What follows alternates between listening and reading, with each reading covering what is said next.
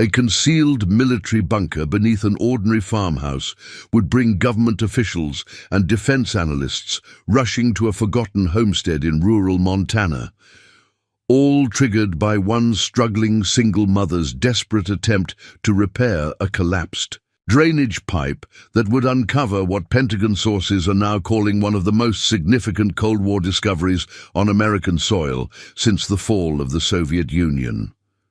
Before we jump back in, tell us where you're tuning in from, and if this story touches you, make sure you're subscribed, because tomorrow I've saved something extra special for you. The bitter Montana winter howled outside as Sarah Mitchell stared at the foreclosure notice in her trembling hands. The weak light from the old farmhouse kitchen barely illuminated the official letterhead, but the message was crystal clear. 45 days after losing her teaching position during the school district's budget cuts and depleting her savings, trying to launch a small online business selling handcrafted furniture, she had just 45 days before the bank would seize the property. She'd inherited from her grandfather 6 months ago. Sarah placed the notice among the scattered bills and repair estimates that had become permanent fixtures on the worn kitchen table. The same table where her grandfather, retired Air Force Colonel James Mitchell, had taught her to play chess during summer visits, where she had helped her 10-year-old daughter Emma with homework since moving to the farm, and where Sarah's hopes for financial stability had gradually withered alongside the farm's neglected fields. At 36, Sarah had weathered storms that would have broken many others. Her husband's sudden departure 3 years ago had left her a single mother without warning. The teaching career that had provided stability for 12 years disappeared with district-wide layoffs. Her attempt to monetize her woodworking hobby had generated enthusiastic reviews, but insufficient income to support a household. The inheritance of her grandfather's farm had initially seemed like divine intervention, a mortgage-free home, and a fresh start in the small town where she'd spent childhood summers. The reality had proven far more complicated. The 70-year-old farmhouse required constant maintenance. The property taxes were substantial for her limited income. The rural location made finding stable employment nearly impossible, forcing her to cobble together part-time remote work while trying to establish her furniture business. And now, the county assessment had identified critical drainage issues, threatening the foundation, repairs she simply couldn't afford. "Mom, are we going to lose the house?" Sarah turned to find Emma standing in the doorway, her young face showing a maturity no 11-year-old should need to develop. Sarah had tried to shield her daughter from their financial reality, but Emma's perceptiveness made that increasingly difficult. "We're going to figure something out," Sarah assured her, quickly folding the notice. "Remember what Grandpa James always said? Mitchell's face problems head-on." Emma nodded, her expression brightening slightly at the mention of her beloved grandfather. "He said problems are just opportunities wearing work clothes." "Exactly. And speaking of work clothes, I need to tackle that drainage pipe by the North Foundation wall today. The inspector said if we don't fix it before the spring thaw, the runoff could compromise the entire foundation." Emma's expression shifted to determination, the same look Sarah had seen in the mirror countless times during difficult moments. "I'll help. I can hold the flashlight and hand you tools." Sarah felt the complicated mixture of pride and guilt that had become familiar since becoming a single parent. Pride in her daughter's resilience and willingness to contribute. Guilt that their circumstances required such maturity from one so young. "That would be a big help, sweetie. Let's have breakfast first, then we'll get started." As they ate, Sarah mentally calculated their limited options. The local bank had already rejected her loan application, citing her inconsistent income. The small emergency fund she'd maintained was nearly depleted after replacing the water heater last month. The county assistance program for rural homeowners had a 9-month waiting list. Her grandfather's military pension had died with him, leaving only the property and his modest personal effects as legacy. The farmhouse telephone rang, a landline Sarah had maintained more from nostalgia than necessity. Few people even knew the number existed. "Mitchell residence," she answered, unconsciously using the formal greeting her grandfather had always employed. "Sarah Mitchell, this is Martin Gallagher from the Veterans Heritage Committee." The voice was elderly, but energetic. "I was a friend of your grandfather's from his service days. I've been reviewing some Air Force historical records, and I've found some interesting information about your property that doesn't align with the original land surveys." Sarah's attention sharpened despite her preoccupation with their financial crisis. "What kind of discrepancies?" "The official county records show your property as 62 acres, but military records from the 1960s reference a 70-acre parcel with different boundary markers. I wonder if I might stop by sometime this week to discuss it. Your grandfather's property has some unique historical significance I've been researching." The request seemed oddly specific, but any connection to her grandfather's past intrigued her. "We'll be here all day working on repairs. You're welcome to stop by this afternoon if that works for you." "Perfect. Around 2 o'clock? And Sarah, have you noticed anything unusual during your renovation work? Underground structures, unusual concrete formations, anything that seemed out of place?" Preparing and narrating this story took us a lot of time, so if you are enjoying it, subscribe to our channel. It means a lot to us. Now back to the story. The question struck her as strangely specific. "Just a problematic drainage system we're about to repair. Why do you ask?" There was a slight pause. "Just historical curiosity. Properties in that area sometimes have unusual features from the Cold War era. Your grandfather's land has particular interest because of his military background and the timing of his purchase." After ending the call, Sarah met Emma's questioning gaze. "Someone from a veterans committee wants to talk about Grandpa's military history and the property boundaries. He'll be stopping by this afternoon." Emma's expression brightened. She had always loved her grandfather's carefully edited military stories. "Do you think he knew Grandpa during the war?" "Maybe. He mentioned something about the farm having historical significance." Sarah stood, gathering their breakfast dishes. "But before any history lessons, we have a drainage pipe to fix." The morning stretched endlessly as Sarah and Emma tackled the collapsed drainage pipe on the north side of the farmhouse.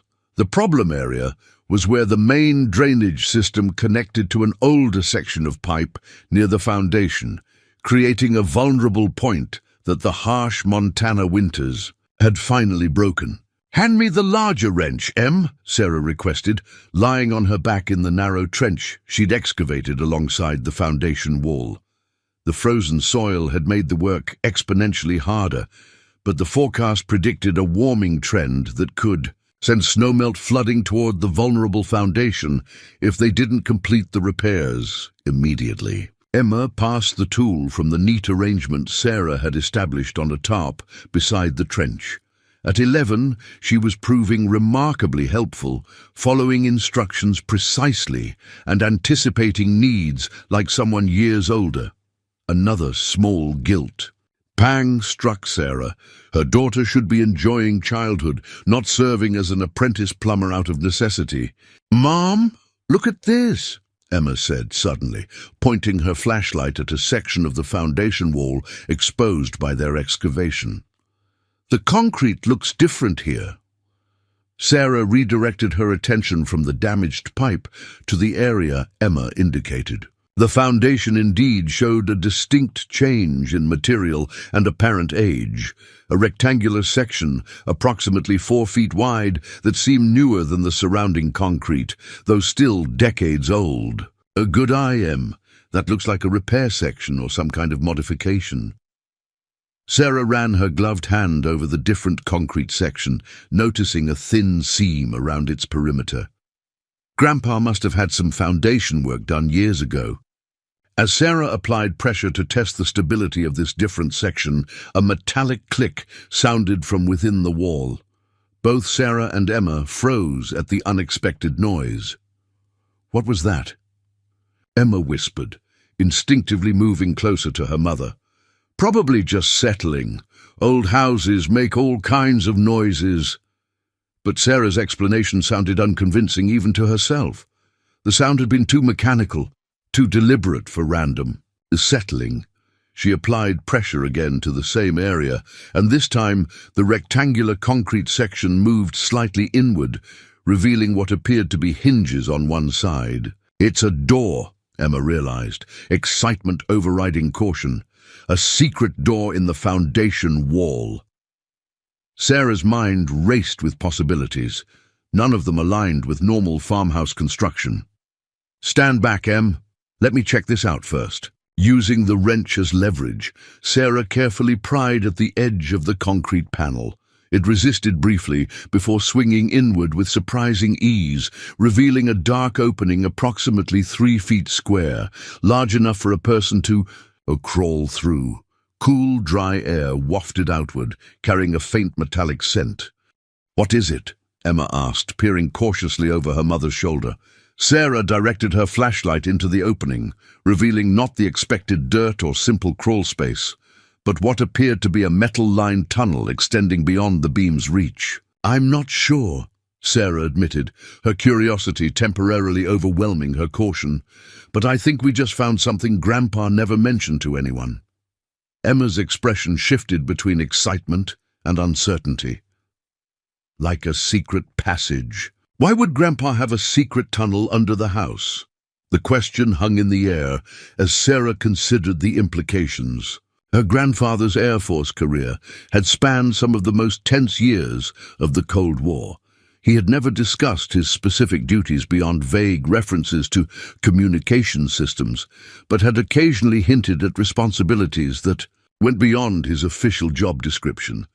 Let me check it out first, Sarah decided, maternal protectiveness overriding her curiosity.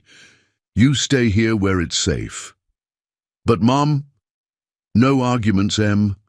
We don't know what's in there or how stable. It is. Sarah pulled her phone from her pocket and checked for signal. 1 bar.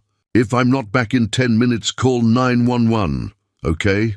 Emma nodded reluctantly, clearly torn between obedience and adventure. Sarah positioned her flashlight and eased herself through the opening, discovering metal handholds embedded in the wall beyond. The tunnel was actually a shaft descending approximately 15 feet, with a sturdy metal ladder providing access. At the bottom, the shaft opened into what appeared to be a much larger space. Heart pounding with a mixture of fear and fascination, Sarah descended the ladder carefully, testing each rung before trusting it with her full weight.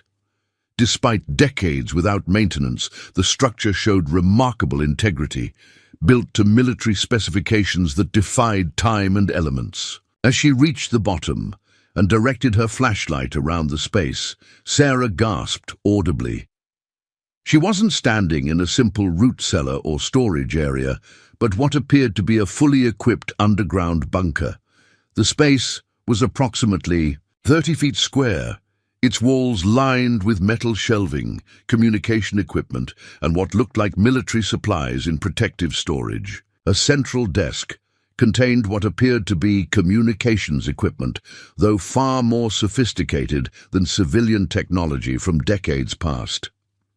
Maps mounted on one wall showed detailed topographical renderings of the surrounding region, with markings and notations in what appeared to be military code. Filing cabinets lined another wall, their contents potentially holding explanations for this extraordinary discovery.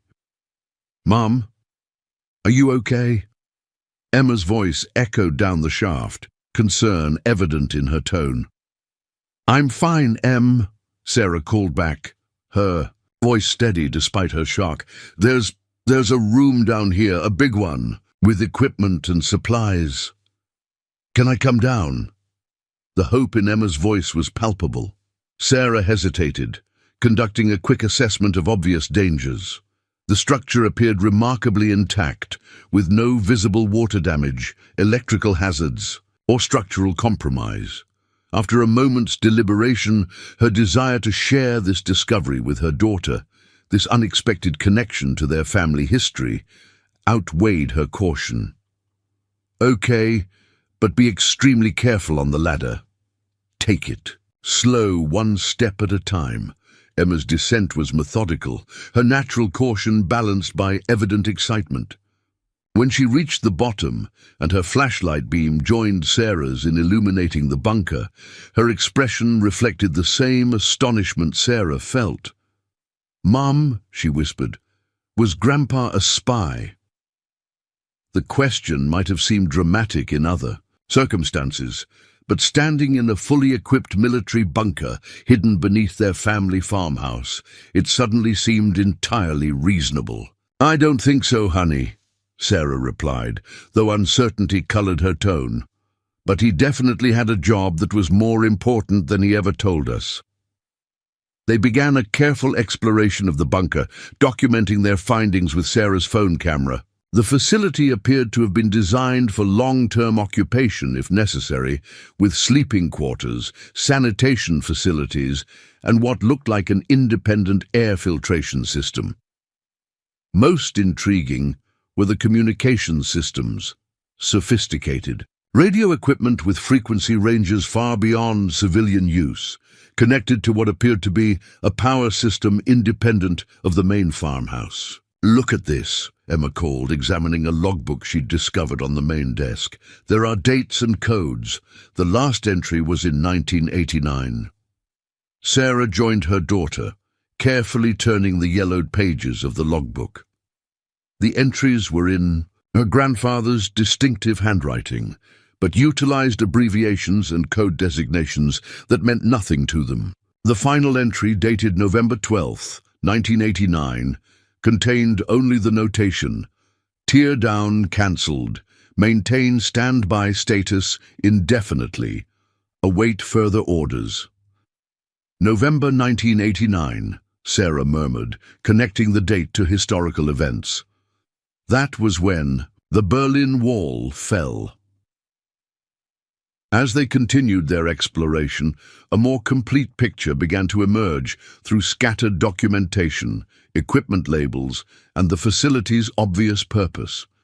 This wasn't merely a private shelter built by a cautious military man. It appeared to be an official installation, a monitoring and communication outpost disguised as an ordinary farm, strategically positioned for reasons they could only begin to guess. "Mom, there's a safe over here," Emma called, pointing to a military-grade steel box mounted in the wall, secured with both a combination dial and keyed lock. "And I found these," Sarah added, carefully extracting a folder labeled "Emergency Protocols" from a desk drawer. The documents inside detailed procedures for various scenarios, most chillingly, response protocols for nuclear attack warnings. Their exploration was interrupted by Emma's phone alarm. "It's 1:30, she noted. "That Veterans Committee man will be here soon." The reminder of their impending visitor cast their discovery in a new light. Martin Gallagher's specific questions about unusual structures and his knowledge of discrepancies between official records and military documentation suddenly seemed far more significant.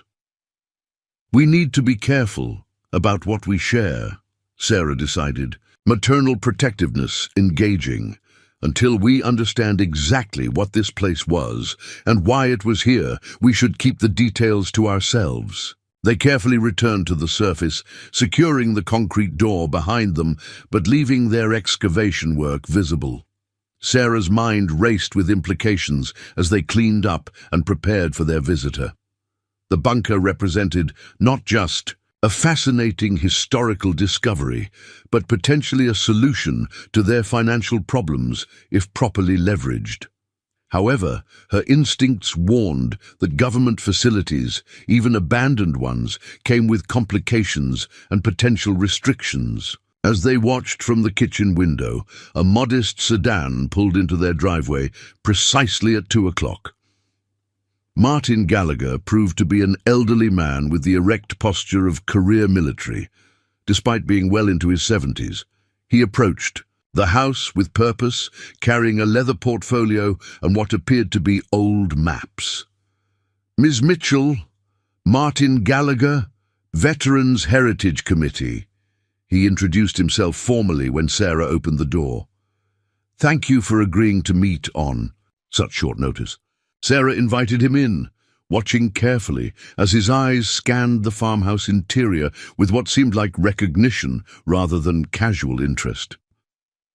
"You mentioned discrepancies in the property records," Sarah prompted once they were seated at the kitchen table, the same table where the foreclosure notice still lay partially hidden beneath other papers. "Yes, indeed." Gallagher opened his portfolio, revealing meticulously preserved documents. "Your grandfather purchased this property in 1962 during a very specific period in Cold War history. The Cuban Missile Crisis was about to unfold and the military was establishing monitoring outposts throughout strategic regions. He spread out a map showing the original property boundaries, then overlaid it with what appeared to be a military survey document. The official county records show only the farmhouse and outbuildings. The military documentation, however, references additional structures and special designations. Sarah exchanged a quick glance with Emma, who sat quietly absorbing every word with remarkable composure for her age. "What kind of special designations?" Gallagher studied her with sudden intensity. "Ms. Mitchell, your grandfather was part of a classified program establishing communications, monitoring outposts disguised as civilian properties.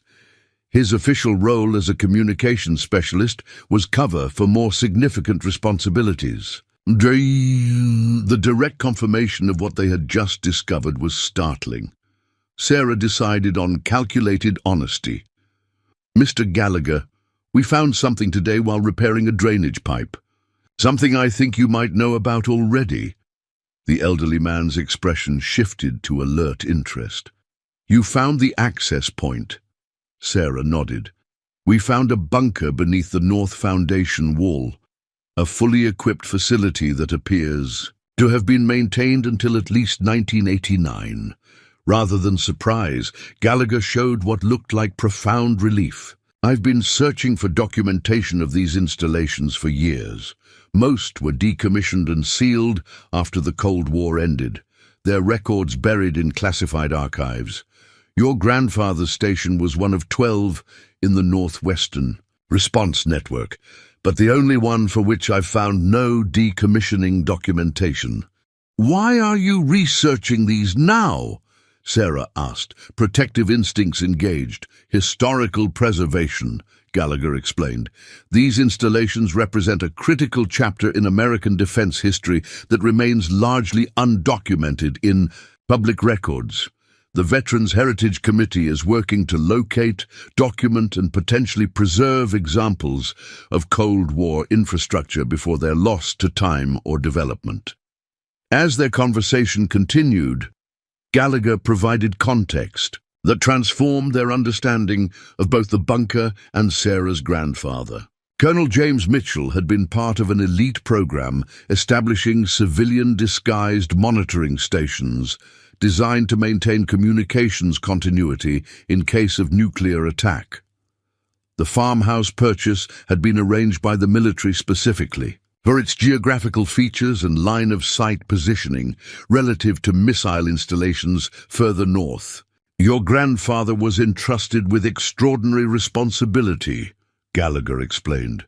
"These operators were positioned to maintain critical communications even if major military installations were destroyed. They were, in essence, the backup system for national command continuity." Emma, who had been listening with rapt attention, finally spoke. "Is that why Grandpa never talked about his real job? Because it was a secret?" Gallagher nodded, his expression softening when addressing the young girl. "Exactly right. Men like your grandfather carried classified knowledge they couldn't share even with family. It was part of their sacrifice for national security. As they discuss the bunker's historical significance, Sarah's practical concerns reasserted themselves. Mr. Gallagher, what are the implications of finding something like this on private property? Are there legal considerations or restrictions we should know about? The question prompted a careful response. Technically, decommissioned military installations revert to property owner control if formal closure procedures were completed. However, if no decommissioning occurred, as appears to be the case here, the situation becomes more complex. There could be both restrictions and opportunities. What kind of opportunities? Sarah asked, thinking of the foreclosure notice and their precarious financial situation. Historical designation could provide tax benefits and potential preservation. Grants. The Veterans Heritage Committee has limited funding for documenting sites like this, with stipends for property owners who allow proper historical assessment. Gallagher paused, studying Sarah carefully. However, I should mention that once officially identified, these installations often attract interest from various government agencies with different priorities than historical preservation. The subtle warning was clear. Their discovery could attract complicated attention beyond simple historical documentation. I'd like to see the installation, if you're comfortable showing me, Gallagher requested. My documentation work could help establish its historical significance properly before any other interests become involved. Sarah considered the request, weighing their limited options. Gallagher's military background and connection to her grandfather suggested trustworthiness, but the classified nature of the bunker counseled caution. After a moment's deliberation, she nodded agreement.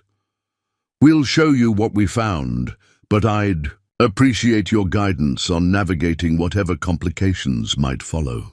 As they led Gallagher to the excavation site and the hidden entrance, Sarah couldn't have possibly anticipated how dramatically this discovery would transform their circumstances.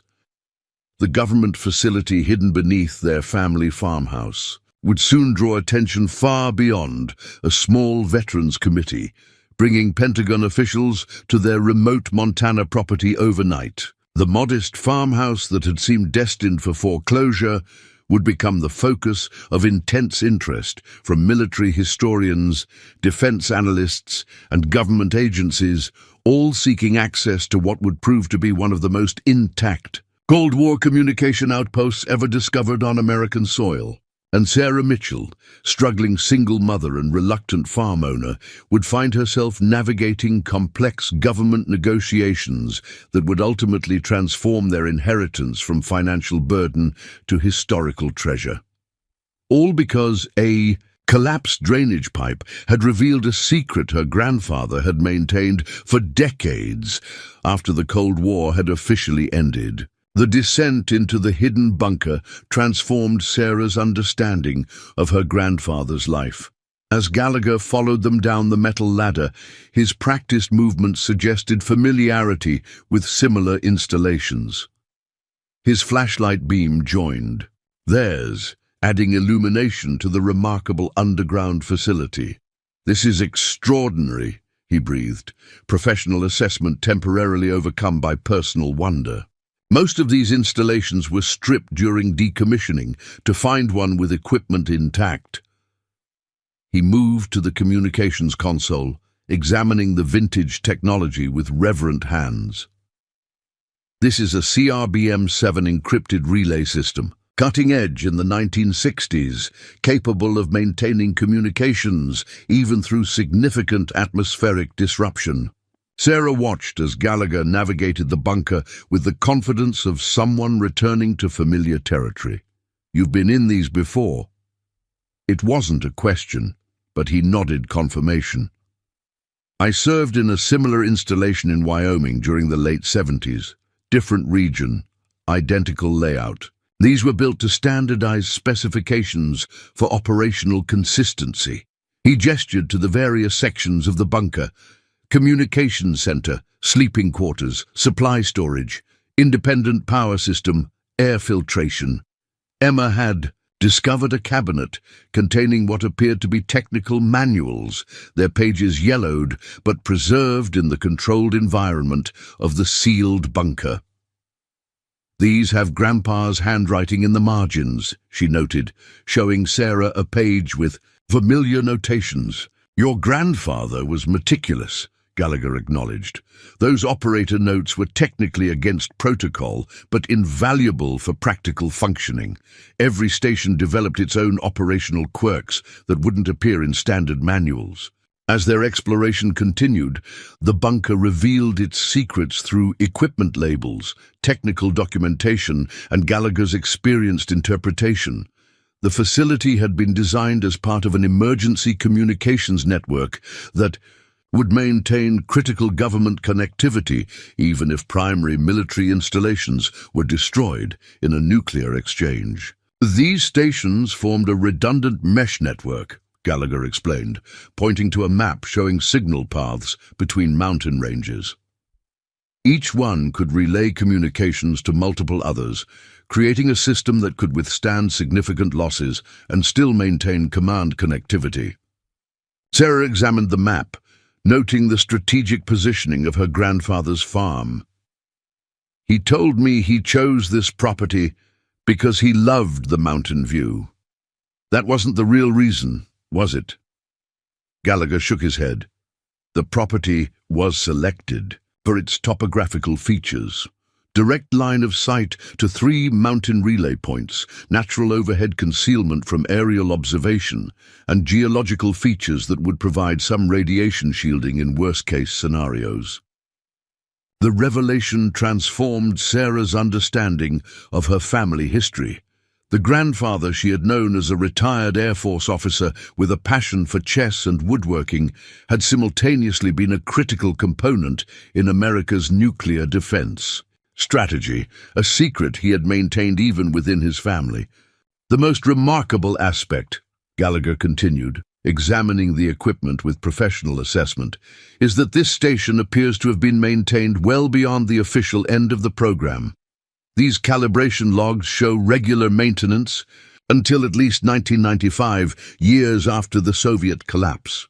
Sarah recalled her grandfather's regular maintenance weekends throughout her childhood, when he would spend hours working in areas of the farmhouse that were supposedly just checking the foundations or updating the electrical.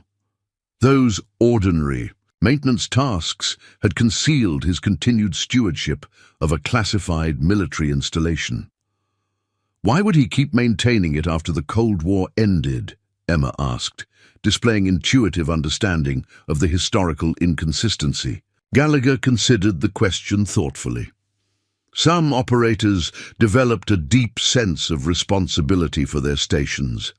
They understood the critical nature of their role in worst-case scenarios. Your grandfather might have continued maintenance, out of that sense of duty, even after official protocols changed. As they examined the bunker's contents more systematically, Sarah discovered a sealed metal container, labeled "personal," in her grandfather's handwriting. Unlike the military equipment and technical documentation, this appeared to be something he had added independently. "Should we open it?" she asked Gallagher, uncertain about the protocols surrounding personal items in a government facility. "That would be your family's prerogative," he replied. "Anything personally added by your grandfather would fall outside official military purview." With careful hands, Sarah opened the container to find a leather-bound journal, a set of photographs, and several letters in sealed envelopes. The journal, unlike the official logs with their terse notations and code designations, contained her grandfather's personal reflections on his classified service. The first entry, dated 1962, captured his initial reaction to his assignment. "Today, I accepted a responsibility I can never explain to my family. I will live two lives now, the one they can see, and the one that might someday save them without their knowledge. Sarah read sections aloud, sharing with Emma this newly discovered dimension of their family legacy. The journal documented not just technical aspects of the bunker's operation, but the psychological experience of maintaining dual identities, respected community member, and critical military asset. During the Cuban Missile Crisis, Sarah read from an October 1962 entry, "I sat in this chair for 72 hours straight, maintaining communication readiness while wondering if my family in Minneapolis would survive the week." The burden of knowledge is sometimes overwhelming. Understanding threats that civilians are mercifully protected from recognizing. The personal testimony transformed their understanding of Colonel Mitchell from respected grandfather to unacknowledged hero, carrying responsibilities and knowledge he could never share with those he sought to protect. "There are thousands of stories like your grandfather's," Gallagher noted. "Men and women who served in classified capacities, their contributions never recognized because the nature of their service required secrecy. The Veterans Heritage Committee tries to preserve these histories, even if the recognition comes decades later." As they continued exploring, Emma discovered something unexpected behind a storage cabinet, a sealed door they hadn't initially noticed, secured with both a conventional lock and what appeared to be a numeric keypad. "Another section?" Sarah asked, directing her flashlight at the unexpected feature. Gallagher examined it with evident surprise. "This isn't standard for these installations. The basic layout included all necessary facilities in the main chamber." The discovery suggested their understanding of the bunker remained incomplete. Whatever lay beyond that secured door represented something beyond standard operating protocols. "Do you know how we might open it?" Sarah asked, curiosity mounting about this additional mystery. "The keypad would have required an access code. Without that, we'd need specialized equipment to bypass it." Gallagher studied the locking mechanism thoughtfully. "Your grandfather might have recorded the code somewhere. These operators often maintained personal reference systems, especially for rarely used access points." Sarah returned to the personal container, searching through her grandfather's journal for any notations that might represent access codes. Emma, meanwhile, examined the photographs they had found, showing her grandfather in uniform at various stages of his career. "Mom, look at this one," Emma called, holding up a photograph of Colonel Mitchell standing proudly beside a chess trophy. "The numbers on the trophy base, they look like they've been emphasized somehow." Sarah examined the photograph, noting how the trophy's numerical designation had been subtly underlined. 5 digits, just like a keypad code would need. With Gallagher observing, Sarah carefully entered the 5-digit sequence into the keypad. After a moment's processing, a confirming tone sounded, and the locking mechanism disengaged with an audible click. "Your grandfather was clever," Gallagher acknowledged, "hiding critical information in plain sight, embedded in personal memorabilia." Sarah carefully pulled the door open, revealing not another chamber, but what appeared to be a narrow tunnel extending beyond the range of their flashlights. "This definitely isn't standard," Gallagher confirmed, his expression showing professional concern. "The original design specifications for these installations never included auxiliary tunnels." "Where do you think it leads?" Emma asked, peering curiously into the darkness. "Only one way to find out," Sarah replied, maternal caution battling with mounting curiosity about her grandfather's secrets.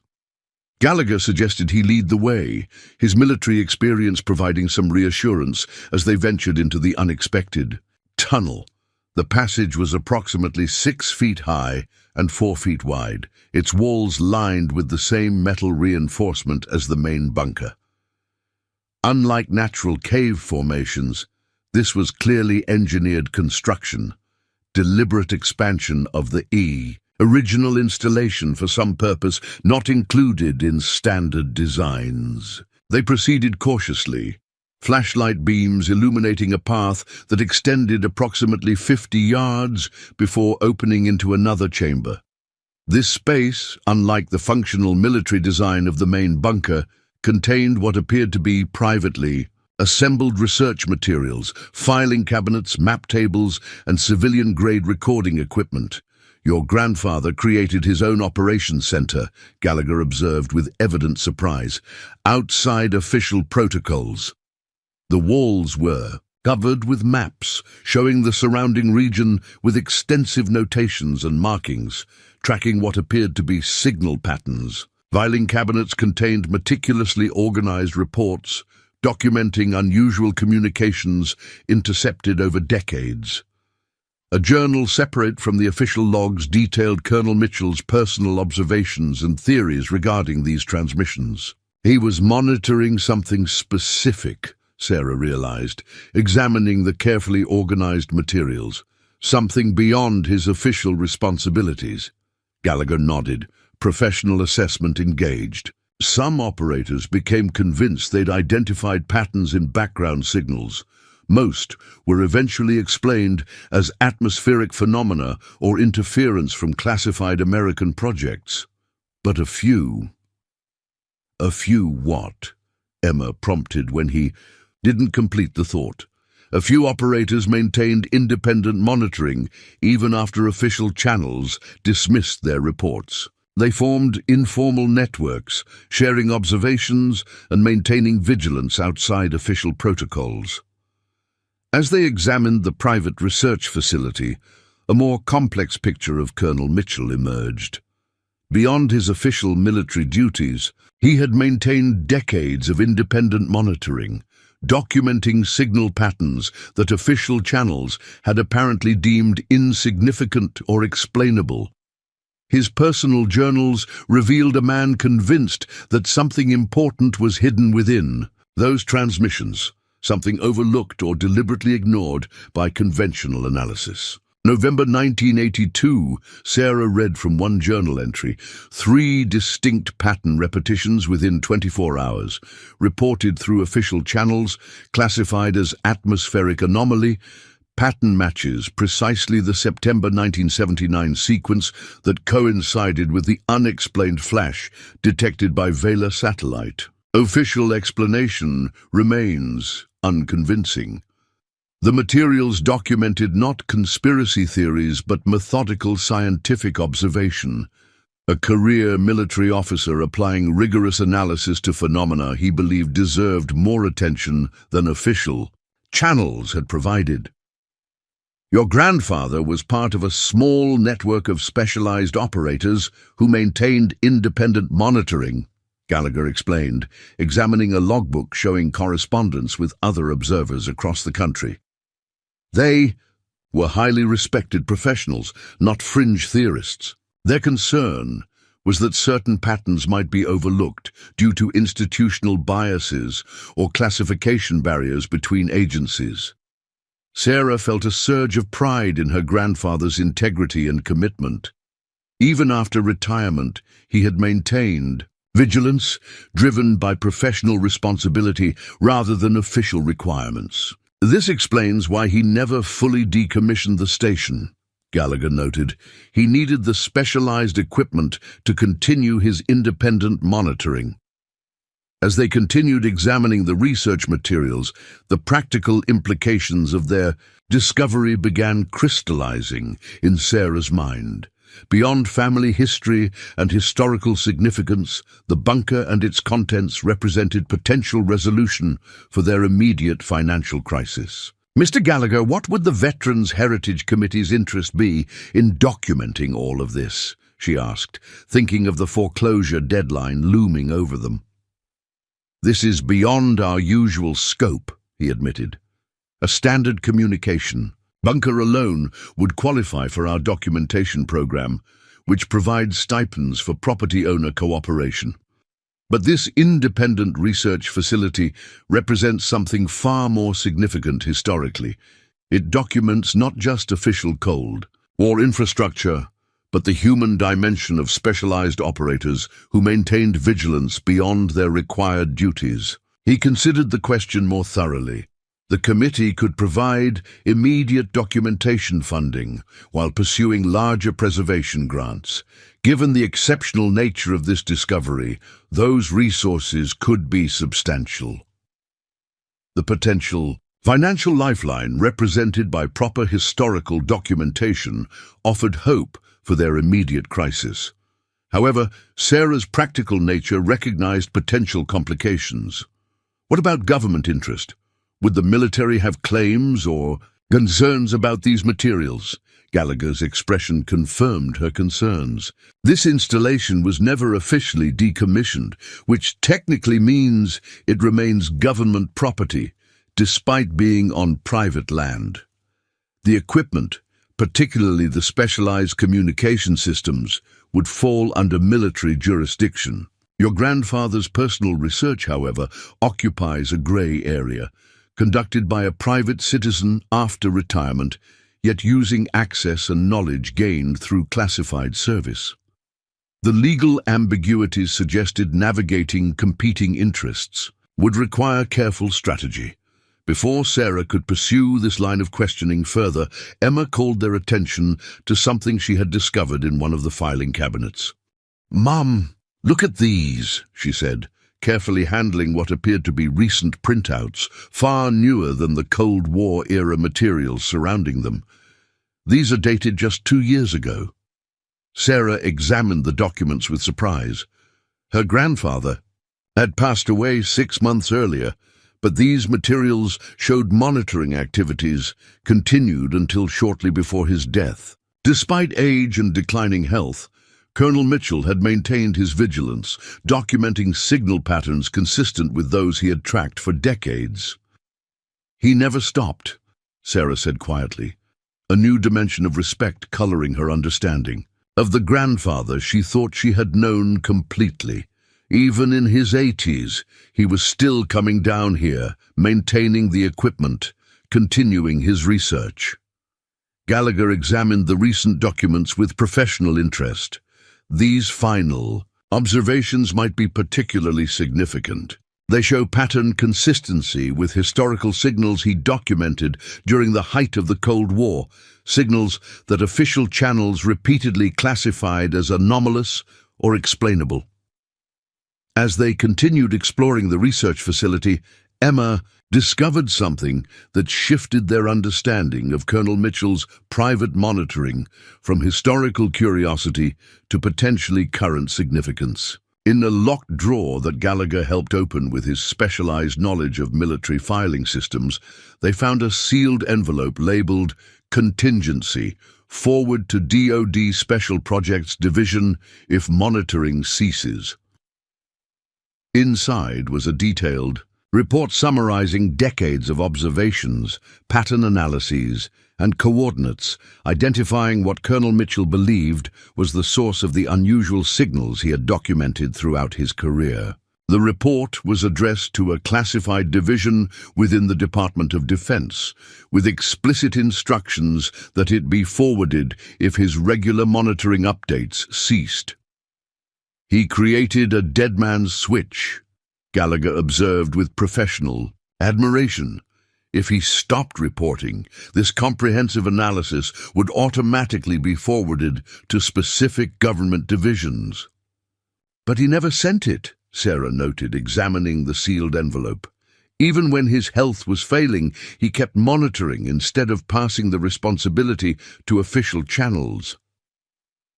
The discovery of this contingency document transformed their understanding of the bunker's significance from historical to potentially current national security interest. Colonel Mitchell's decades of independent research had culminated in specific conclusions he believed warranted official attention, conclusions he had documented for posthumous delivery but never personally submitted. "This changes our approach considerably," Gallagher acknowledged, the professional historian temporarily yielding to his military background. "These materials likely have current significance beyond historical documentation." The Veterans Heritage Committee's protocols would require notifying appropriate government divisions about this discovery. The implications hung in the air as Sarah considered their position. Their discovery had evolved from fascinating family history to potentially active national security information, dramatically altering the landscape of interests that would soon converge on their struggling farm. How quickly would official interest develop once notification occurs? Sarah asked, practical concerns about their immediate situation foremost in her mind. Very quickly, Gallagher confirmed, especially given the specific division addressed. In your grandfather's contingency report, these materials would warrant immediate expert assessment by specialized personnel. As they carefully documented the research facility with photographs and notes, practical questions about their immediate circumstances competed with the remarkable historical discoveries. The foreclosure deadline remained unchanged, despite the historical significance beneath their feet, and Sarah needed clarity about how this discovery might affect their precarious situation. If government agencies become involved, what happens? To our property? She asked directly. We're facing foreclosure in 45 days. I need to understand whether this discovery helps or complicates our situation. Gallagher considered the question with the seriousness it deserved. Historical designation through the Veterans Committee would provide immediate documentation funding and potential preservation grants. Government interest could accelerate financial support to secure the site, potentially including easement purchases or access agreements that would address your financial concerns while maintaining your ownership. He paused, considering additional complexities. However, if current national security interests are determined, access restrictions could be implemented. The situation becomes more complicated if the government invokes continuity of operations for never decommissioned facilities. The delicate balance between historical preservation, current security interests, and their personal circumstances would require careful navigation.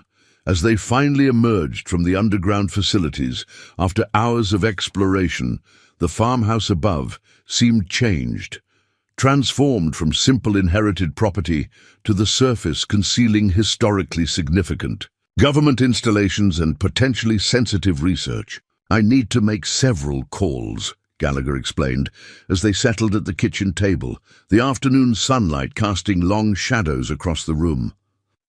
The Veterans Heritage Committee has protocols for discoveries of this significance, including notification of appropriate historical preservation divisions, and in this case, specific government offices identified in your grandfather's contingency documentation. The immediate path forward materialized through Gallagher's professional connections. The Veterans Heritage Committee could provide emergency documentation funding while proper historical assessment was arranged. This initial support might address their immediate financial concerns, while longer-term arrangements were negotiated with various interested parties. I recommend we proceed with official documentation, Gallagher advised.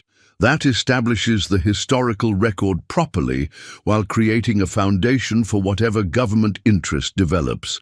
It also triggers immediate preservation funding that could help address your financial situation. Sarah agreed, recognizing that official documentation represented their best path toward both historical recognition of her grandfather's service and practical resolution of their financial crisis. Gallagher made several calls from the farmhouse, his carefully worded descriptions providing necessary information while emphasizing the historical significance rather than potential security implications. What Sarah couldn't possibly anticipate, as she watched the elderly historian coordinate initial responses, was how dramatically those calls would accelerate events. By nightfall, the first government representatives would arrive.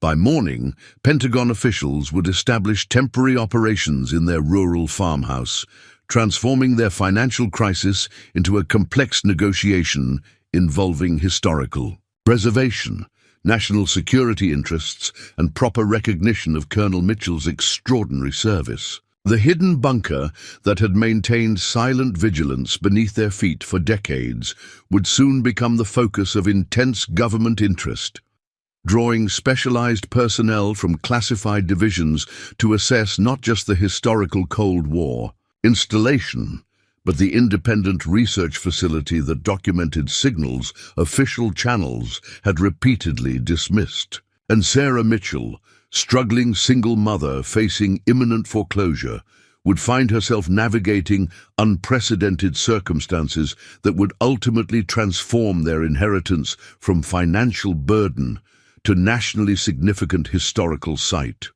All because a collapsed drainage pipe had revealed the first threads of a remarkable story her grandfather had maintained in secret for decades. The transformation of the Mitchell farm began within hours of Gallagher's calls. As evening shadows lengthened across the property, the first government vehicle arrived, an unmarked SUV carrying two individuals whose professional demeanor and credentials identified them as Defense Department representatives. Dr. Elaine Weaver introduced herself as a historical preservation specialist with a department Sarah suspected was more classified than the generic title suggested. Her colleague, technical specialist Robert Mercer, carried equipment cases that clearly contained more than standard historical documentation tools. "Ms. Mitchell," Dr. Weaver greeted Sarah with respectful professionalism.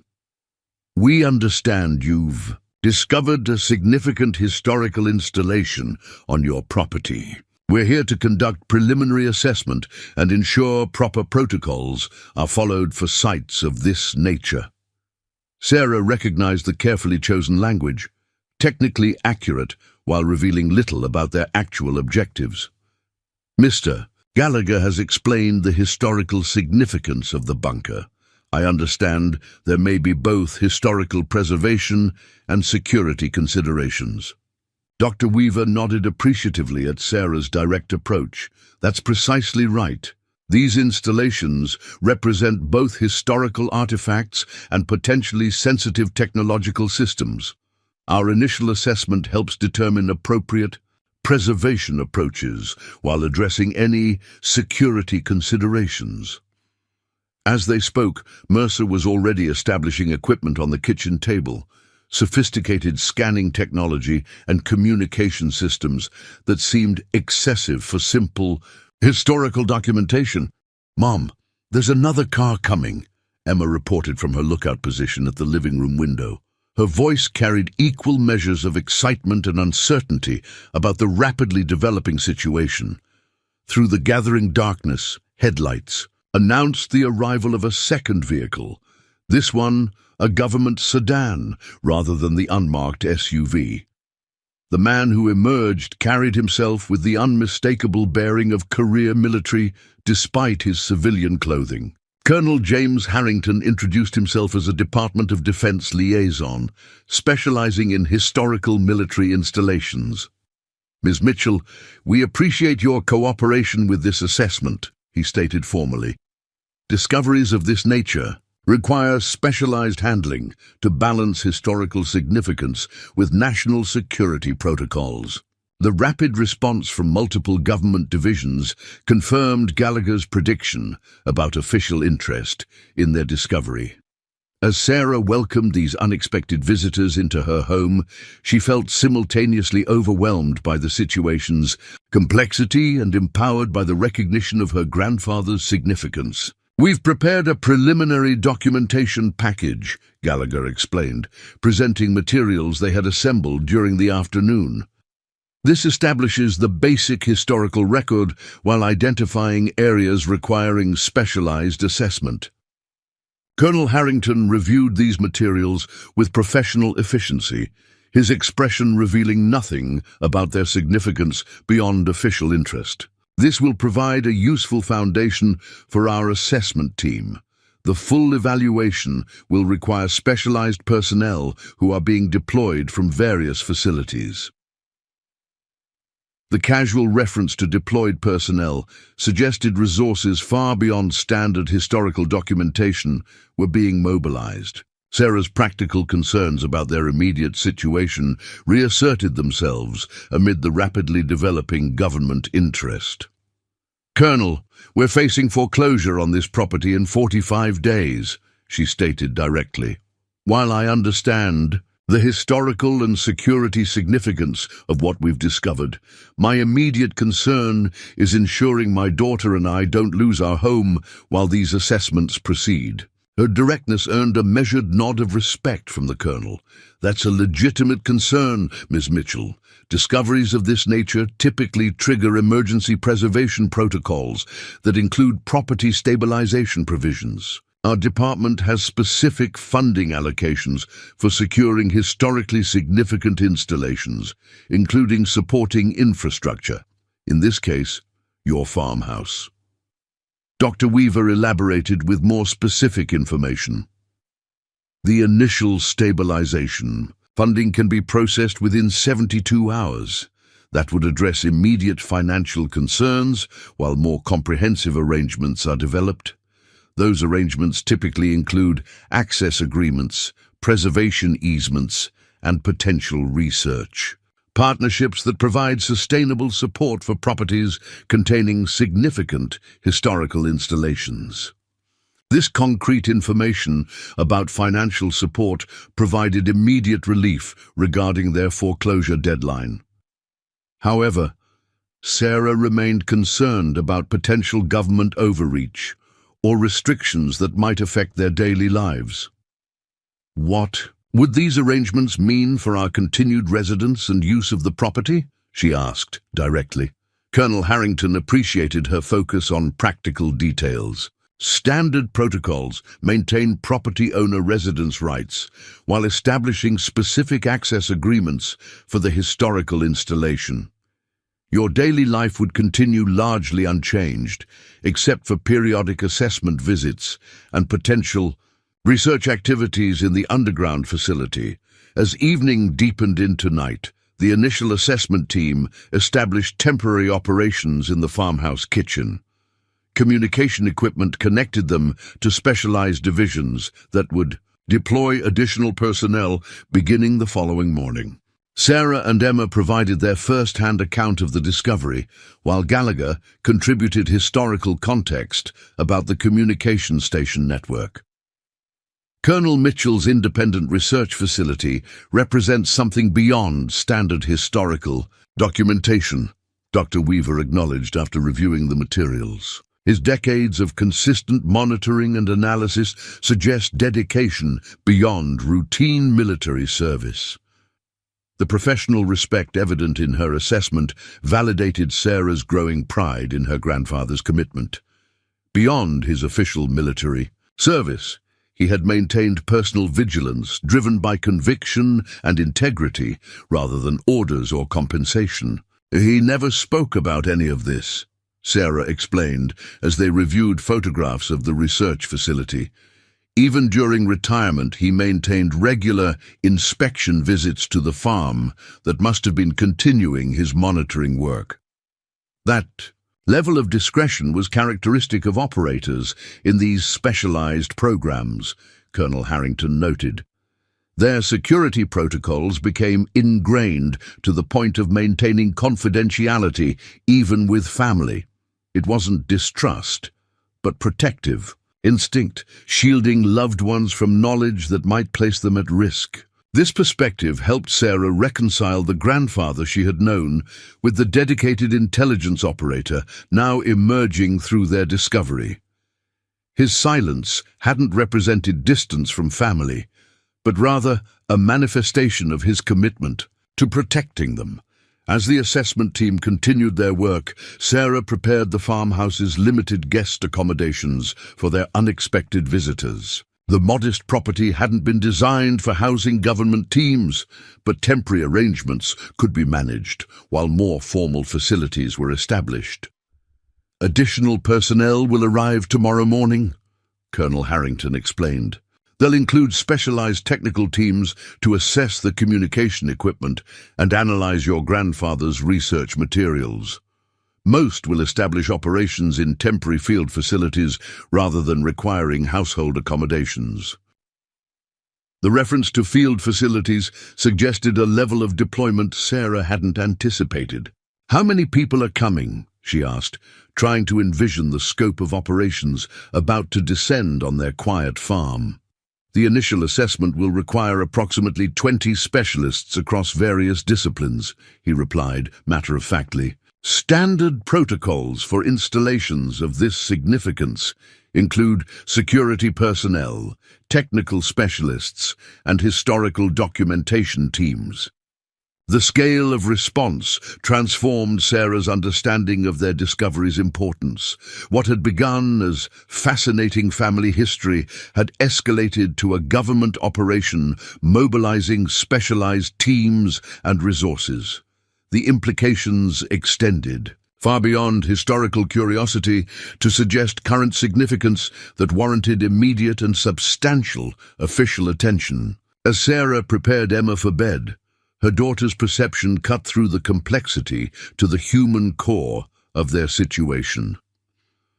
Grandpa was a hero, wasn't he?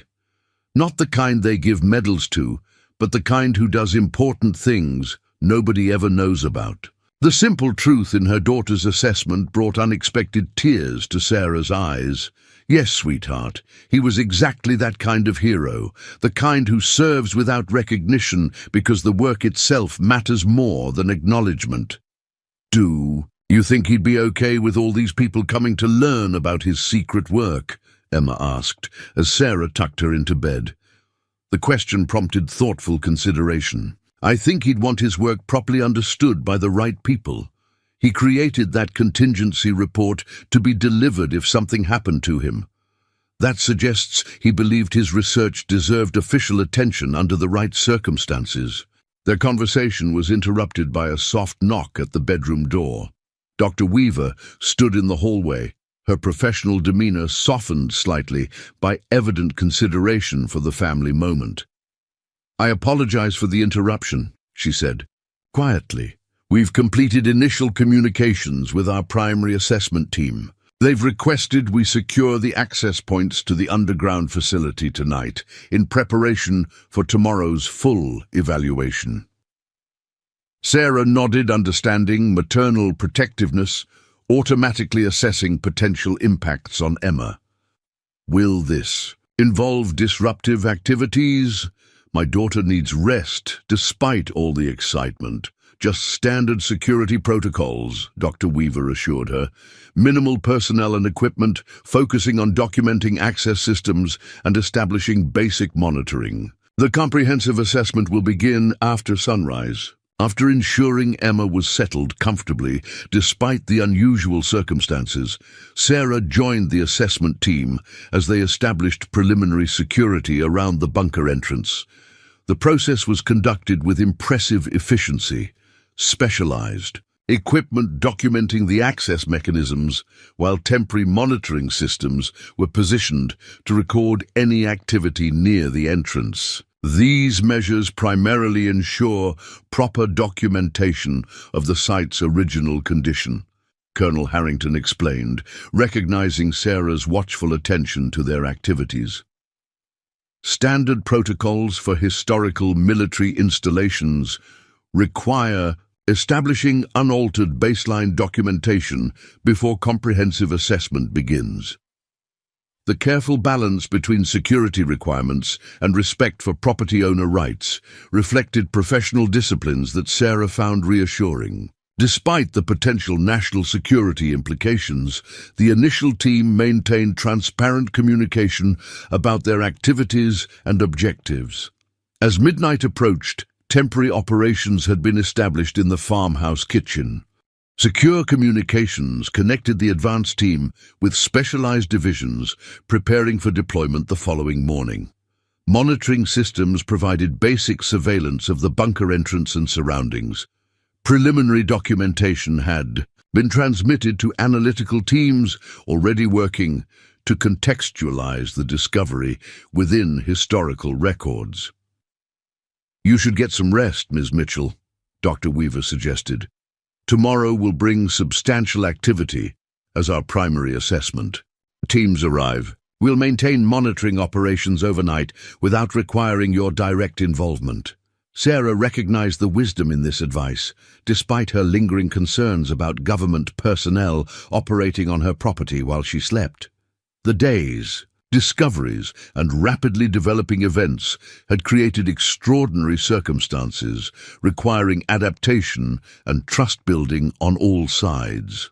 "I'll be available if anything requires property owner consultation," she agreed, establishing boundaries, while acknowledging the legitimate assessment process. "Please remember that my daughter is sleeping upstairs. Any disruptive activities should be postponed until morning." Colonel Harrington nodded with professional respect. "Absolutely understood. Our overnight protocols will maintain minimal disruption. The comprehensive assessment won't begin until you and your daughter have been properly consulted in the morning." As Sarah finally retired to her bedroom, the farmhouse that had represented financial burden and impending loss just that morning had transformed into the center of government operations, focused on historical preservation and potential national security interests. The foreclosure notice that had driven her desperate repair attempts now seemed disconnected from their new reality, where Pentagon resources were being deployed to their rural Montana property. She fell asleep, contemplating the remarkable evolution of their circumstances, from impending homelessness to the center of specialized government attention, all because a collapsed drainage pipe had revealed the first threads of her grandfather's secret legacy. Dawn broke with unusual activity around the Mitchell farm. Sarah awoke to the sounds of vehicles arriving and equipment being positioned. From her bedroom window, she observed a methodical deployment, establishing what appeared to be a professional operation far beyond standard historical documentation. Multiple government vehicles had arrived overnight, bringing equipment and personnel that transformed the farm's open fields into organized activity zones. Temporary structures were being erected with military efficiency. Communication systems had been established linking the farm to what Sarah suspected were classified government divisions. Security personnel maintained a respectful but vigilant perimeter around the property. When Sarah entered her kitchen, she found it transformed into an impromptu operations center. Maps of the property were displayed alongside technical schematics of the underground installation. Communication equipment connected multiple government divisions to the on-site team. Colonel Harrington was coordinating activities with the precision of someone accustomed to managing specialized deployments. "Good morning, Ms. Mitchell," he greeted her with professional courtesy. "As you can see, our primary assessment team has begun arriving. We'd like to brief you on today's planned activities before proceeding with comprehensive evaluation of the underground installation." The formal briefing provided clarity about the scope and objectives of the government response. The initial assessment would document the bunker's historical significance as a Cold War communication station, while specialized teams evaluated Colonel Mitchell's independent research facility and materials. Security protocols would establish appropriate protection for both historical artifacts and potentially sensitive information. "Our primary objective is threefold," Dr. Weaver explained. "First, preserving the historical significance of a remarkably intact Cold War installation. Second, properly evaluating your grandfather's independent research for both historical and current relevance. Third, ensuring appropriate security for technological systems that were never officially decommissioned." The methodical approach reflected professional disciplines that balanced historical preservation with security considerations. Sarah appreciated the transparency regarding objectives and activities, which helped establish trust despite the extraordinary circumstances. "What about our financial situation?" she asked directly, maintaining focus on their immediate practical concerns. "You mentioned stabilization funding that could address the foreclosure deadline." Colonel Harrington responded with equal directness. "The Emergency Preservation Directive has been processed. Financial stabilization funds will be transferred to your account today, providing immediate resolution for the foreclosure situation. Those funds represent initial compensation for assessment access, with more comprehensive arrangements to follow as we determine appropriate preservation approaches." This concrete financial support provided immediate relief regarding their most pressing concern. The foreclosure that had loomed over them for months would be resolved through legitimate compensation for providing access to historically significant government installations on their property. "Mum, there are so many people outside," Emma observed as she joined them in the kitchen, her expression mixing excitement with uncertainty about the transformed farm environment. Sarah put a reassuring arm around her daughter's shoulders. "They're here to learn about Grandpa's important work, remember? All those secret things he did to help protect people." The simple explanation seemed to satisfy Emma, whose adaptability continued to impress Sarah amid these extraordinary circumstances. Children often displayed remarkable resilience when family security was maintained despite external changes. A lesson Sarah had observed repeatedly since becoming a single parent. The comprehensive assessment began after breakfast, with specialized teams establishing systematic documentation processes for both the communication bunker and research facility. Technical specialists evaluated the vintage equipment with professional appreciation for its historical significance and engineering quality. Archival experts catalogued Colonel Mitchell's extensive research materials with careful attention to both preservation requirements and information sensitivity. "Your grandfather maintained exceptional operational discipline," noted Dr. Catherine Reeves, a historical analyst specializing in Cold War communication systems. "These maintenance logs show continuous functionality testing even decades after the system's official operational period ended. Most operators would have gradually reduced protocols after the Soviet collapse, but he maintained full readiness standards." This professional recognition of Colonel Mitchell's extraordinary commitment reinforced Sarah's growing appreciation for her grandfather's dedication. Beyond official requirements, he had maintained personal standards driven by conviction and integrity, rather than oversight or regulation. As teams documented the underground facilities, Sarah and Emma accompanied selected specialists to provide context from their initial discovery. Emma's perceptive observations sometimes identified connections that even experienced analysts initially overlooked. "Grandpa's chess notation system matches some of these signal pattern records," she noted, recognizing similarities between his recreational hobby and professional documentation methods. He was using the same recording approach for both. Dr. Weaver confirmed this insight with evident appreciation for Emma's perception.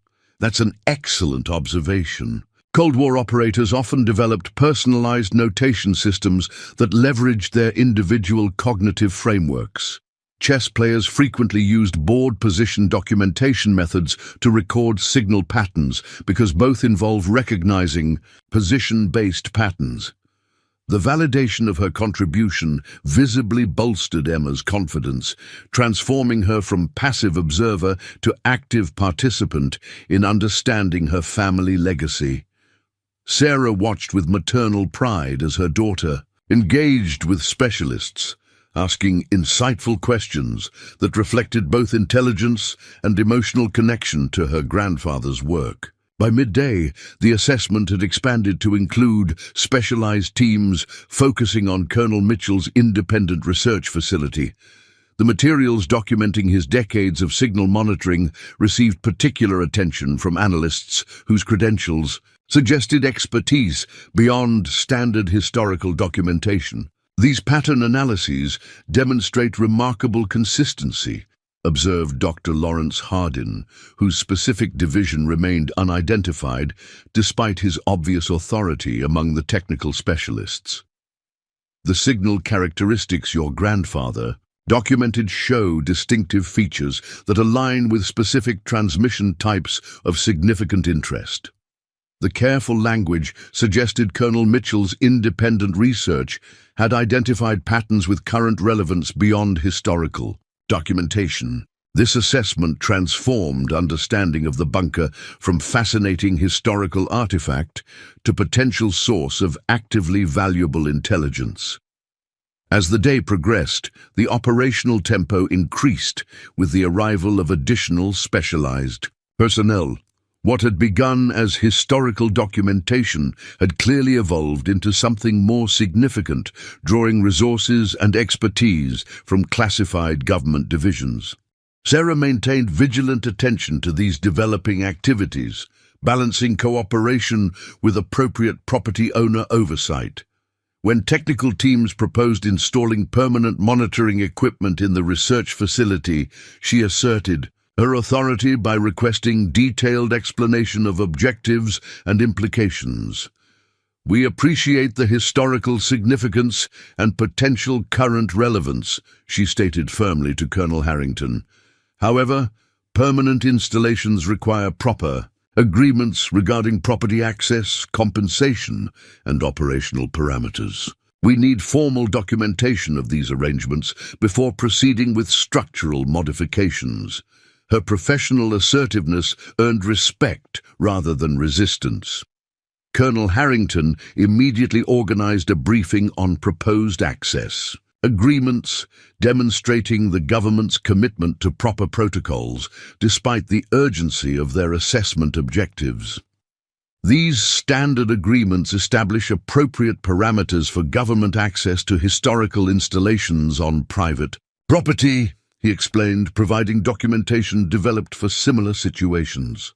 They include compensation provisions, operational limitations, and property owner consultation requirements for any activities beyond documented parameters. The formal framework provided necessary structure for the evolving relationship between the Mitchell family and government interests, rather than overwhelming property owner rights with national security imperatives. The process respected Sarah's authority while acknowledging legitimate government interests in the historical installation. By late afternoon, the assessment had generated preliminary findings that transformed understanding of Colonel Mitchell's activities. His decades of independent monitoring had documented signal patterns that official channels had repeatedly dismissed, but that now generated significant interest from specialized analytical divisions. "Your grandfather's research demonstrates exceptional pattern recognition capabilities," Dr. Hardin explained during a summary briefing. His signal documentation identified persistent characteristics that mainstream analysis overlooked due to classification barriers between agencies and institutional analytical frameworks. This professional validation of Colonel Mitchell's independent research carried significance beyond historical curiosity. His decades of dedicated monitoring had potentially identified patterns with current intelligence value, transforming understanding of his activities from eccentric hobby to prescient analysis that official channels had failed to recognize. As evening approached, the operational teams established more permanent facilities for extended assessment activities. Temporary structures had been erected in the farm's fields, providing specialized work environments for the various technical teams. Security parameters had been established with appropriate property owner consultation and consent. Colonel Harrington provided a comprehensive briefing on the assessment's preliminary findings and next steps. "Based on initial evaluation, we've classified this site as having exceptional historical significance, warranting comprehensive preservation."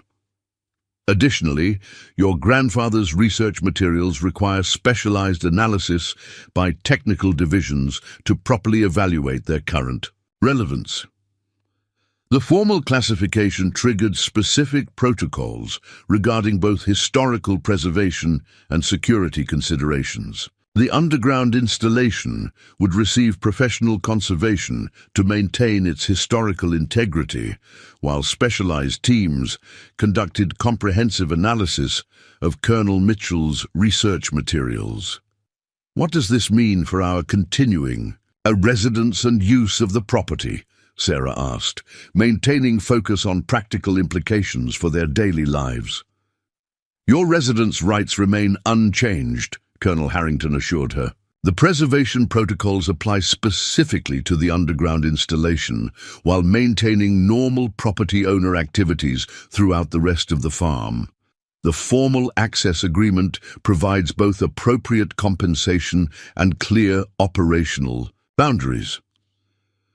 The financial aspects of this arrangement exceeded Sarah's most optimistic expectations. Beyond addressing the immediate foreclosure threat, the preservation funding and access compensation would provide long-term stability that transformed their inherited property from financial burden to sustainable resource.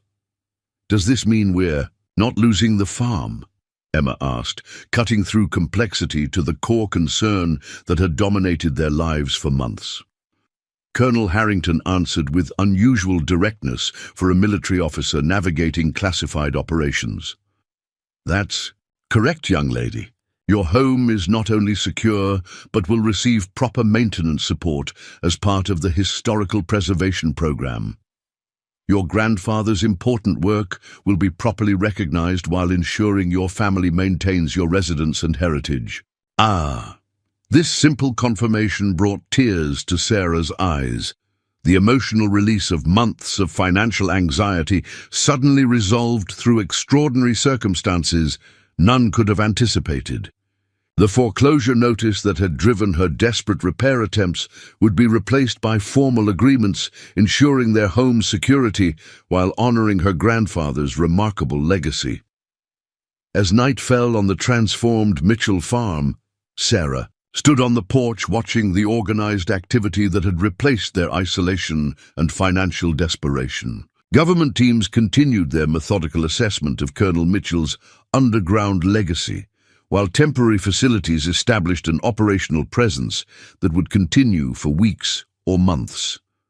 The collapsed drainage pipe that had triggered their discovery now seemed like destiny rather than disaster, the catalyst that had revealed not just a hidden government installation, but a grandfather's extraordinary legacy of service beyond recognition. The financial crisis that had threatened their home had instead revealed its true significance as the surface concealing historically important Cold War infrastructure and potentially valuable intelligence research. What Sarah couldn't possibly anticipate as she watched Pentagon resources being deployed across their formerly struggling farm was how this discovery would ultimately transform not just their financial circumstances, but their understanding of service, sacrifice, and unrecognized heroism. The hidden bunker that had maintained silent vigil beneath their feet for decades would become not just a preserved historical site, but a testament to those who serve without recognition, their contributions no less significant for being unknown. And Sarah Mitchell, who had awakened that morning as a struggling single mother facing imminent foreclosure, would find herself navigating unprecedented partnership with government agencies that would ultimately transform their inheritance from financial burden to nationally significant historical site, all because a drainage pipe collapse had revealed the first threads of an extraordinary legacy her grandfather had maintained in silence for decades. 2 years had passed since a collapsed drainage pipe had revealed the hidden bunker beneath the Mitchell farm. The modest rural property that had once faced imminent foreclosure now stood as the centerpiece of a unique historical preservation project that had transformed both the land and the lives of those connected to it. Sarah Mitchell stood on the newly restored farmhouse porch, watching visitors move between the carefully designed exhibition spaces that now occupied portions of the property. The Montana spring sunshine illuminated educational displays, explaining the historical significance of rural communication outposts during the Cold War era, while carefully screened access to the preserved underground installation provided scholar and security-cleared visitors with direct experience of authentic Cold War infrastructure. The school group from Billings just arrived, reported Emma, now 13 and remarkably poised as she helped coordinate the day's visitor schedule. Her middle school uniform had been replaced with a junior docent badge, identifying her official role with the Mitchell Historical Preservation Site. Sarah nodded appreciation for the update while mentally reviewing the day's programming. The educational initiative that brought student groups to learn about previously unacknowledged dimensions of American defense history had become one of the site's most successful outreach programs, transforming abstract historical concepts into tangible experiences that resonated with young visitors. Dr. Weaver is already with them in the Orientation Center, Emma continued, her organizational skills having developed alongside the site's evolution. She said she'll bring them to the main exhibition hall after the introductory presentation. The mentioned Orientation Center had once been the farm's equipment barn, now professionally renovated to serve as the initial experience for visitors learning about the site's historical significance. There, Dr. Elaine Weaver, who had transitioned from government assessment leader to the preservation site's historical director, provided context that prepared visitors for understanding both the communication bunker's official purpose and Colonel Mitchell's remarkable independent research. Perfect, Sarah acknowledged. And the university research team? They're already in the documentation center with Professor Gallagher. He mentioned they've made significant progress correlating Grandpa's signal analyses with recently declassified satellite data. This research partnership represented one of the site's most academically significant dimensions.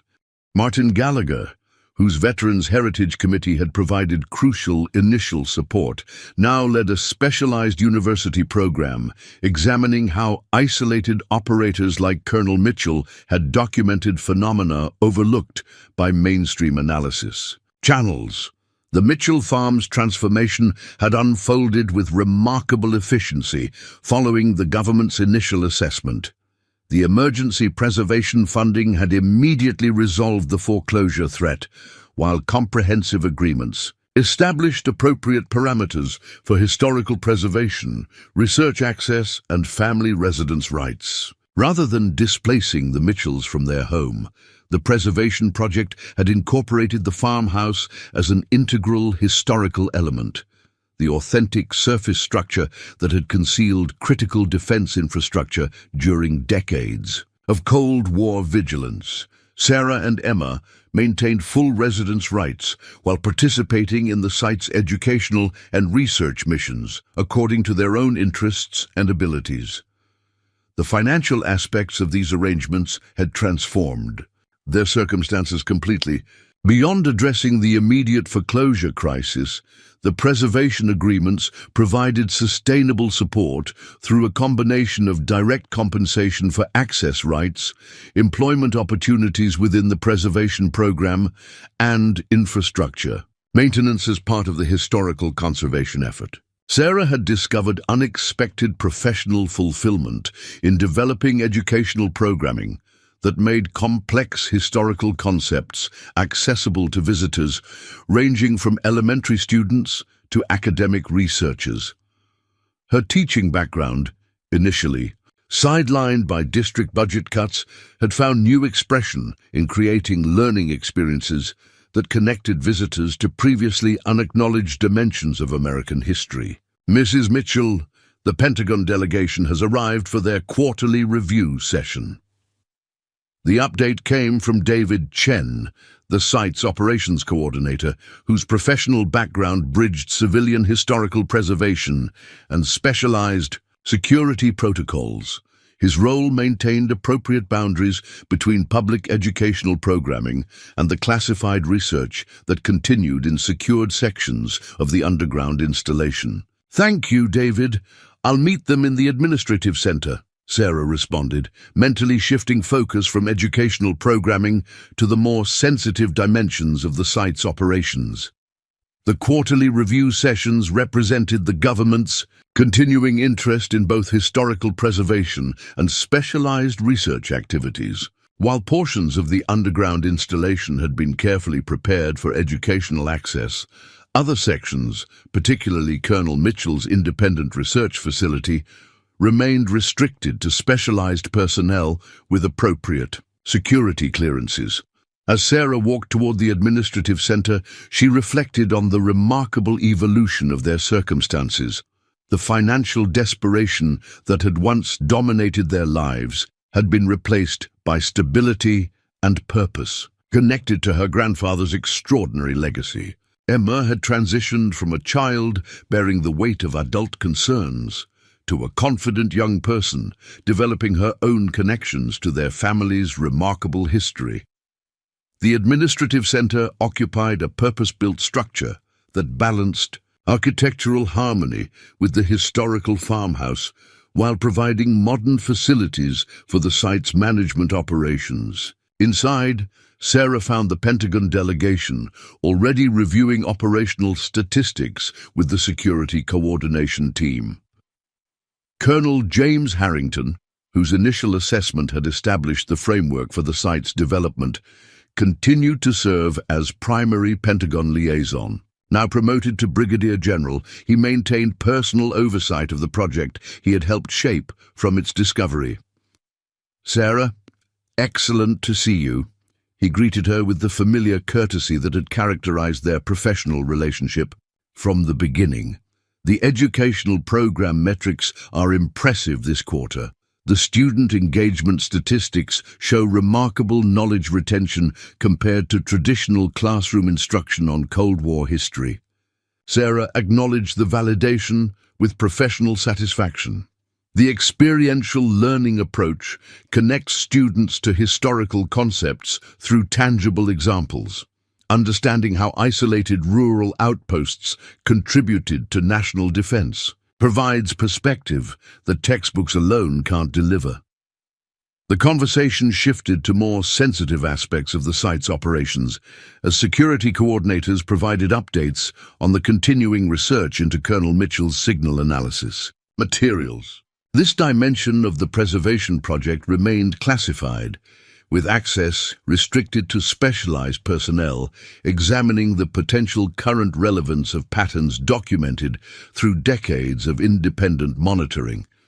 The academic validation study has confirmed your grandfather's methodological rigor, General Harrington noted. His pattern recognition approaches demonstrated remarkable consistency over 30 years of independent monitoring, with documentation protocols that exceed standard requirements for scientific reproducibility. This professional validation of Colonel Mitchell's work carried significance beyond historical curiosity. His decades of careful documentation had established pattern consistencies that mainstream analysis channels had repeatedly overlooked or dismissed, patterns that now generated significant interest from specialized intelligence divisions. The historical reassessment team has identified 17 instances where his reported anomalies corresponded with now declassified events of significance, added Dr. Lawrence Hardin, whose specialized analytical expertise had been central to evaluating Colonel Mitchell's research. His documentation provided perspective that official channels missed due to classification barriers between agencies and analytical frameworks.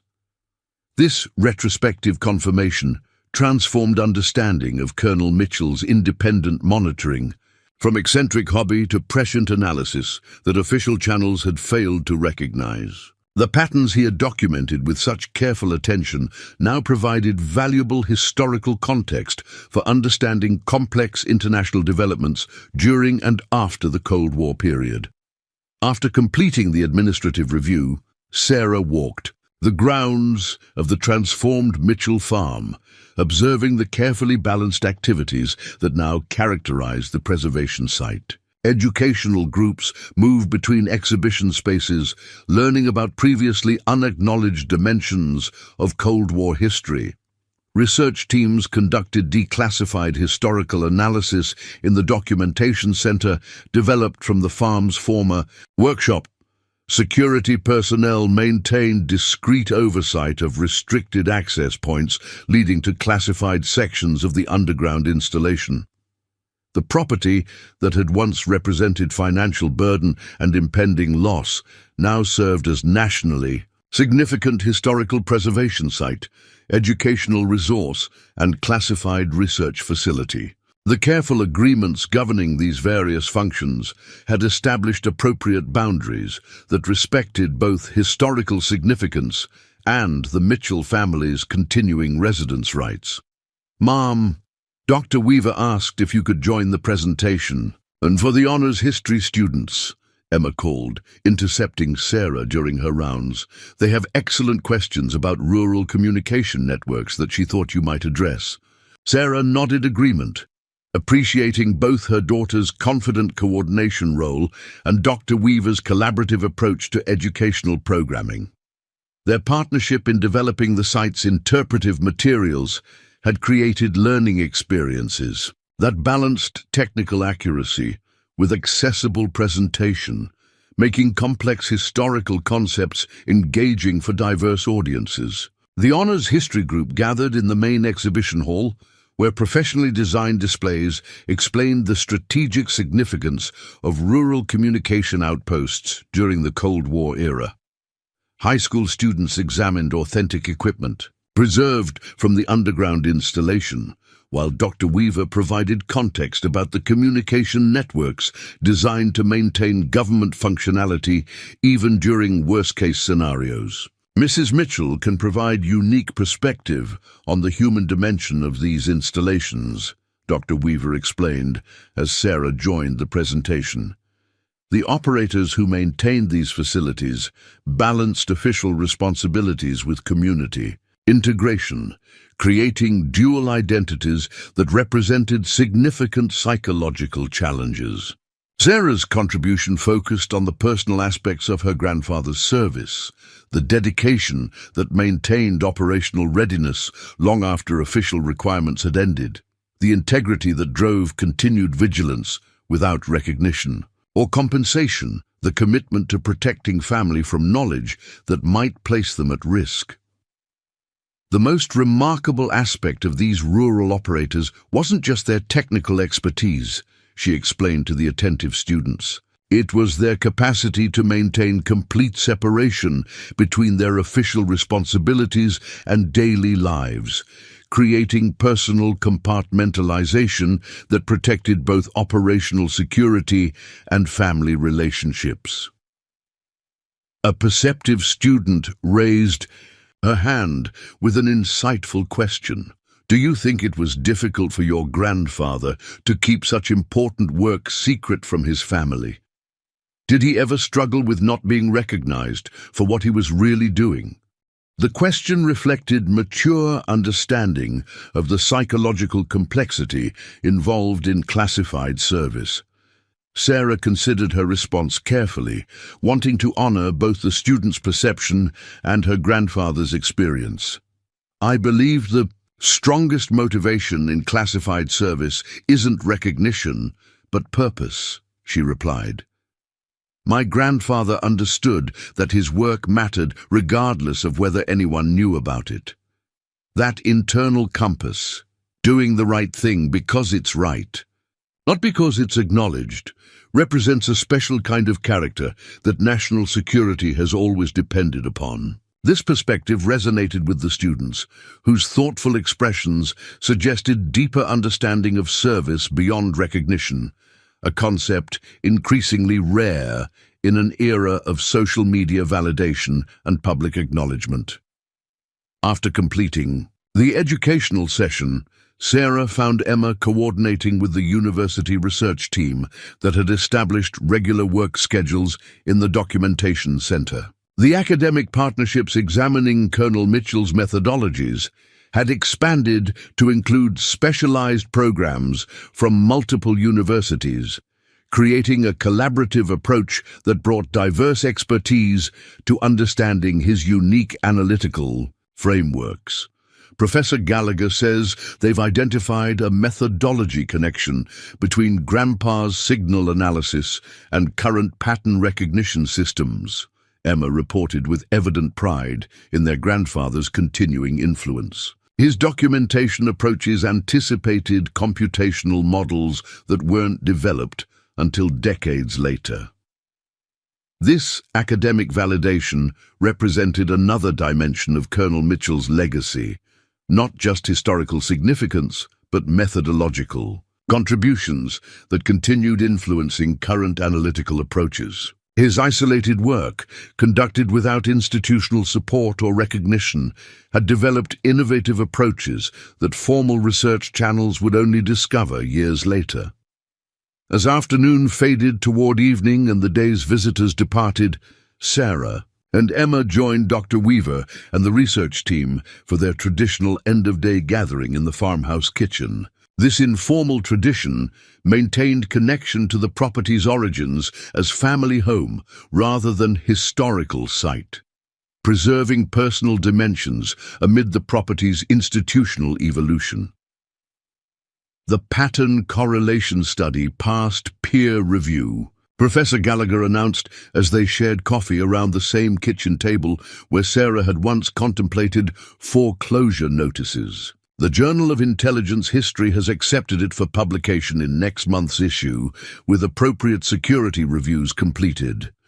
This academic recognition represented significant validation of both Colonel Mitchell's work and the Preservation Project's research dimension. Beyond maintaining historical artifacts, the site had become a legitimate research center, examining previously overlooked aspects of intelligence history.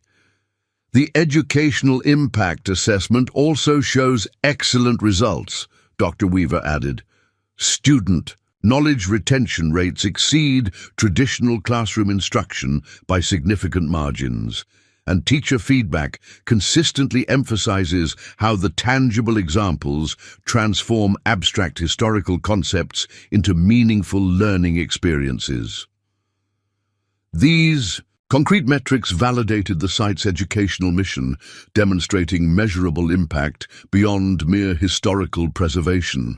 The Mitchell Farm had evolved into a multidimensional resource, serving diverse constituencies, while maintaining appropriate security protocols for sensitive materials. As twilight settled over the property, Sarah excused herself for a private moment of reflection.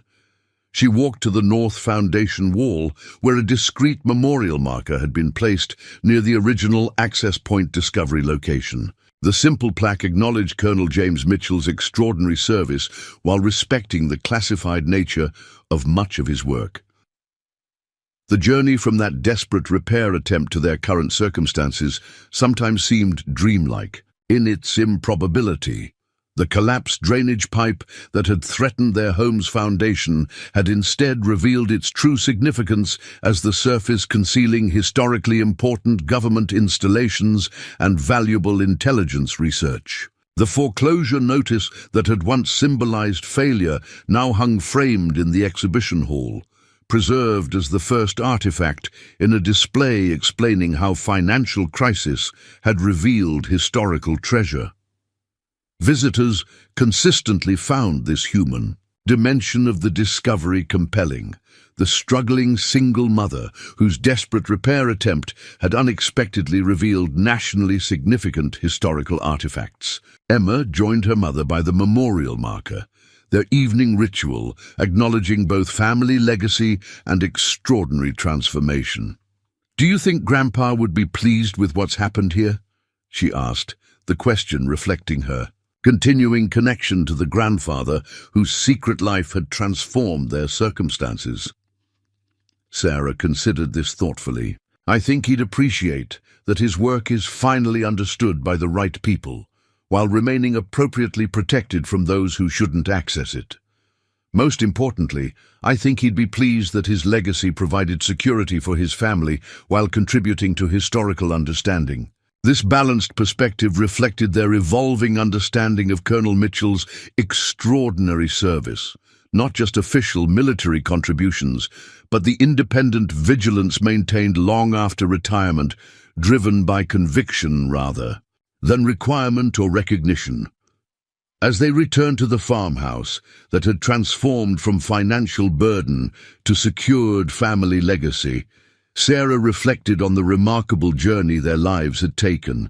The struggling single mother, facing imminent homelessness, had found not just financial stability, but meaningful purpose connected to family legacy and national history. The worried child, bearing inappropriate financial awareness, had developed confidence and skills, contributing to significant educational and research programs. The Pentagon officials, whose arrival had initially seemed threatening, had instead facilitated partnership that balanced historical preservation with appropriate security considerations. The government interest that might have displaced their family had instead incorporated their continuing residence as integral to the site's authentic historical presentation. 2 years after that fateful discovery, Sarah understood that the hidden bunker had protected more than government communications. It had ultimately protected her family, providing security and purpose when they had faced their darkest financial moment. Her grandfather's silent service, unacknowledged for decades, had created legacy that would sustain his descendants while contributing to historical understanding for generations to come. The Mitchell Historical Preservation Site had become nationally recognized for its unique approach, balancing public education with appropriate security protocols. School groups from across the country now included the site in educational tours, examining Cold War history from perspectives absent from standard textbooks. University research programs incorporated Colonel Mitchell's methodologies into studies examining intelligence analysis evolution across decades of international tension. Government agencies continued specialized research into the patterns Colonel Mitchell had documented with such methodical precision, finding value in perspectives developed outside institutional frameworks and classification barriers. His independent vigilance, maintained without recognition or compensation, had ultimately provided insights that official channels had repeatedly overlooked. Sarah Mitchell, once struggling single mother facing foreclosure, now directed educational programming that transformed abstract historical concepts into meaningful learning experiences for thousands of annual visitors. Her teaching background, initially sidelined by budget constraints, had found new expression developing interpretive materials that made complex Cold War infrastructure understandable for diverse audiences. Emma Mitchell, once worried childbearing, inappropriate awareness of financial crisis, had developed remarkable skills coordinating aspects of the site's operations while maintaining excellent academic performance. Her unique experience growing up alongside the preservation project's development had shaped educational and career interests, connecting historical understanding with public engagement. As night settled over the Mitchell Historical Preservation Site, lights illuminated pathways between carefully designed exhibition spaces, while security systems maintained appropriate protection for sensitive areas. The underground installation that had maintained silent vigilance through decades of international tension now served multiple purposes: preserved historical artifact, educational resource, and ongoing research facility. The farm that had nearly been lost to foreclosure had instead become nationally significant historical site, preserving unique perspective on American defense history. The financial crisis that had driven desperate repair attempts had unexpectedly revealed historical treasure that transformed understanding of rural America's role in national security infrastructure. And Colonel James Mitchell, whose extraordinary service had remained unacknowledged during his lifetime, had created legacy that extended far beyond military records or pension benefits. His dedication had ultimately provided not just historical significance but family security, transforming inheritance that had initially seemed burden into blessing that would sustain generations. The hidden bunker beneath ordinary farmhouse represented powerful metaphor for service beyond recognition. The countless individuals whose contributions remain unseen, yet prove no less significant for being unknown. The collapsed drainage pipe that revealed this secret installation had triggered journey from financial desperation to meaningful purpose connected to family legacy and national history. Sarah's final thought as she closed the farmhouse door on another day of historical preservation, educational programming, and specialized research reflected the transformative nature of their extraordinary journey. The greatest treasures often remain hidden until moments of greatest need, when desperate circumstances reveal unexpected legacy capable of transforming not just financial situations, but understanding of family, history, and purpose.